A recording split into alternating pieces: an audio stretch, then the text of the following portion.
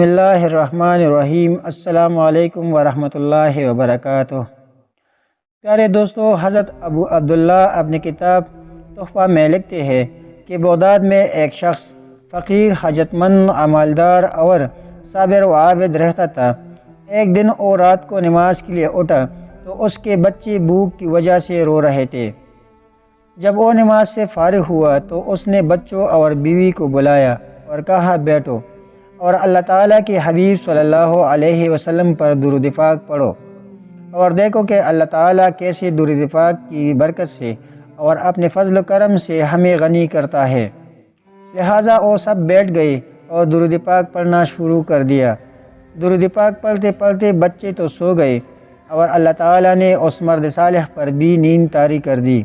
جب آنکھ سو گئی تو قسمت جاگ اٹھی اور وہ شاہ کونین صلی اللہ علیہ وسلم کی دیدار کی دولت سے مشرف ہوا، اور آقائے دو جہان صلی اللہ علیہ وسلم نے تسلی دی اور فرمایا، جب اللہ تعالیٰ کی حکم سے صبح ہوگی تو اے پیارے امتی، تجھے فلاں مجوسی کے گھر جانا ہوگا اور اسے میرا سلام کہنا، اور سلام کے بعد یہ کہنا کہ تیرے حق میں جو دعا ہے وہ قبول ہو چکی ہے، اور تجھے اللہ تعالیٰ کے رسول صلی اللہ علیہ وسلم فرماتے ہیں کہ اللہ تعالیٰ نے جو تجھے دیے ہے اس میں سے مجھ کو دے دے۔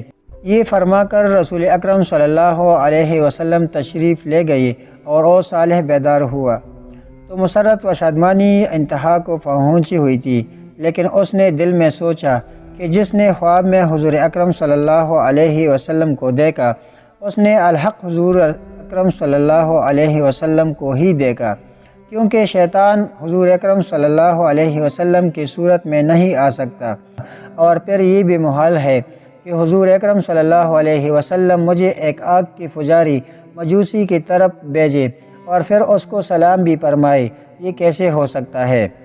اس سوچ میں وہ صاحب دوبارہ سو گیا اور پھر قسمت کا ستارہ چمکا۔ پھر نبی اکرم صلی اللہ علیہ وسلم نے وہی حکم دیا۔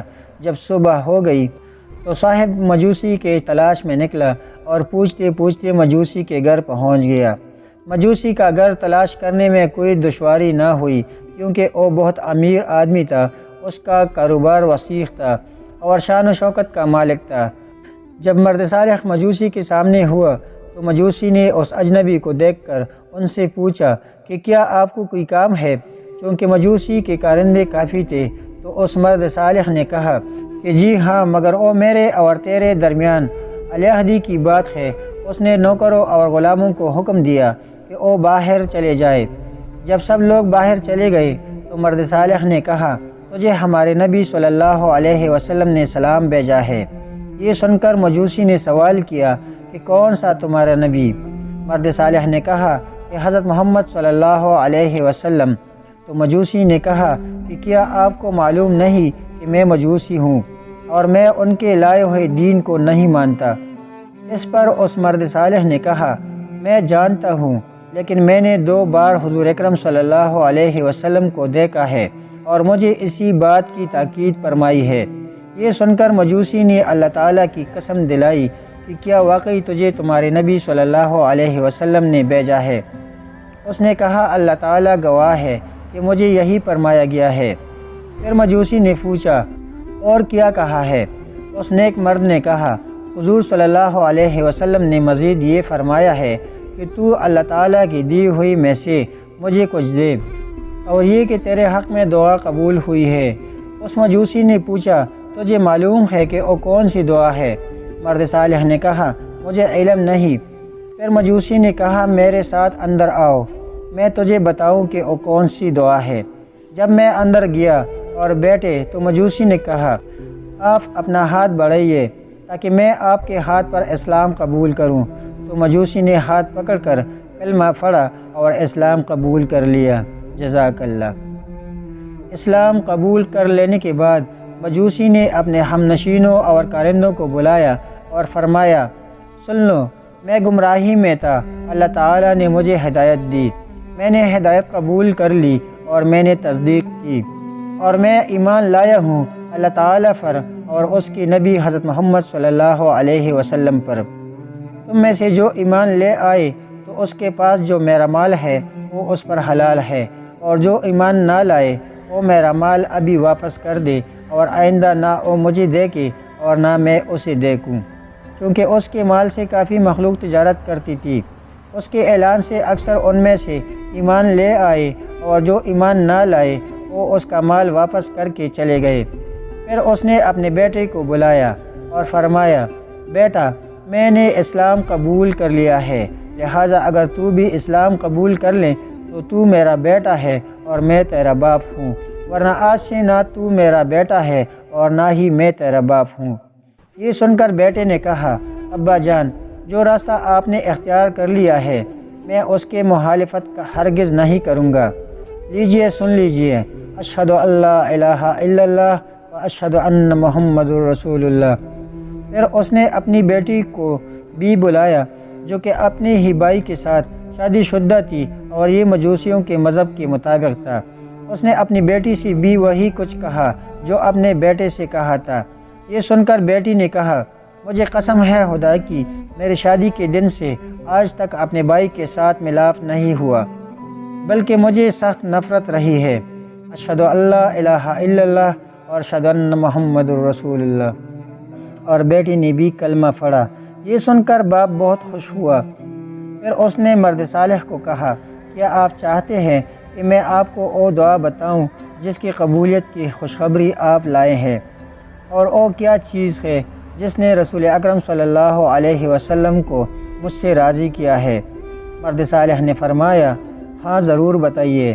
مجوسی نے کہا، جب میں نے اپنی بیٹی کی شادی اپنی بیٹی سے کی تھی تو میں نے عام دعوت کی تھی، سب لوگوں کو کھانا کھلاتا رہا، حتیٰ کہ کیا شہری کیا دیہاتی سب کے سب کھا کر فارغ ہو گئے اور چلے گئے۔ چونکہ میں تک کر چور ہو چکا تھا، میں نے چھت پر بستر لگوایا تاکہ آرام کروں، اور میرے پڑوسی میں ایک سید زادی جو سیدنا امام حسین رضی اللہ عنہ کے اولاد میں سے ہے، اس کی چھوٹی چھوٹی بچیاں رہتی تھیں۔ جب میں اوپر لیٹا تو میں نے ایک صاحبزادی سے سنا، وہ اپنی والدہ محترمہ سے کہہ رہی تھی، امی جان، آپ نے دیکھا کہ ہمارے پڑوسی مجوسی نے کیا کیا ہے؟ اس نے تو ہمارا دل دکھایا ہے، سب کو کھلایا مگر ہمیں اس نے پوچھا تک نہیں۔ اللہ تعالیٰ اسے ہمارے طرف سے جزا نہ دے۔ جب میں نے اس شہزادی سے یہ بات سنی تو میرا دل پھٹ گیا اور سخت دکھ ہوئی کہ ہائے، میں نے ایسا کیوں کیا۔ میں جلدی سے نیچے اترا اور پوچھا کہ یہ کتنے شہزادیاں ہیں؟ تو مجھے بتایا گیا کہ 3 شہزادیاں ہیں اور ایک ان کی والدہ محترمہ ہے۔ میں نے کھانا چنا اور 4 بہترین جوڑے کپڑوں کے لیے اور کچھ نقدی رکھ کر نوکرانی کے ہاتھ ان کے گھر بھیجا، اور خود میں دوبارہ مکان کی چھت پر چڑھ کر بیٹھ گیا۔ جب وہ چیزیں جو میں نے حاضر کی تھی ان کے ہاں پہنچی تو وہ بہت خوش ہوئی، اور شہزادیوں نے کہا، امی جان، ہم کیسے یہ کھانا کھائیں، حالانکہ بیچنے والا مجوسی ہے؟ یہ سن کر ان شہزادیوں کی والدہ محترمہ نے فرمایا، بیٹی، یہ اللہ تعالیٰ کا رزق ہے، اس نے بھیجا ہے۔ تو شہزادیوں نے کہا، ہمارا مطلب یہ نہیں ہے، بلکہ ہمارا مطلب یہ ہے کہ ہم اس کھانے کو ہرگز نہیں کھا سکتے جب تک وہ مجوسی ہے۔ پہلے اس کے لیے اپنے نانا جان کی شفاعت سے اس کے مسلمان ہونے اور اس کی جنتی ہونے کی اللہ تعالیٰ سے دعا کرے۔ ان شہزادیوں نے دعا کرنا شروع کی اور ان کے والدہ محترمہ آمین کہتے رہی۔ لہٰذا یہ وہ دعا ہے جس کی قبولیت کی بشارت حبیب خدا صلی اللہ علیہ وسلم نے تیرے ہاتھ بھیجی ہے، اور اب میں حضور اکرم صلی اللہ علیہ وسلم کے حکم کی تعمیل یوں کرتا ہوں کہ جب میں نے اپنی بیٹی کی شادی اپنے بیٹے سے کی تھی تو میں نے ساری جائیداد میں سے نصف ان لڑکے اور لڑکی کو دی تھی، اور نصف میں نے رکھا تھا۔ اور اب چونکہ ہم سب مسلمان ہو گئے ہیں، مبارک اسلام نے دونوں بہن بھائی کے درمیان جدائی کر دی ہے، اب وہ جو ان کو دیا تھا وہ آپ کا ہے، آپ لے جائیے۔ اسی طرح مجوسی نے اپنے مال میں سے آدھا اس مرد صالح کو دے دیا۔ جزاک اللہ۔ پیارے ساتھیوں، اللہ تعالیٰ سے دعا ہے کہ اللہ ہمیں اپنے پیارے نبی کریم صلی اللہ علیہ وسلم کے لائے ہوئے دین اسلام پر مکمل عمل پیرا ہونے کی توفیق نصیب فرمائے۔ آمین ثم آمین۔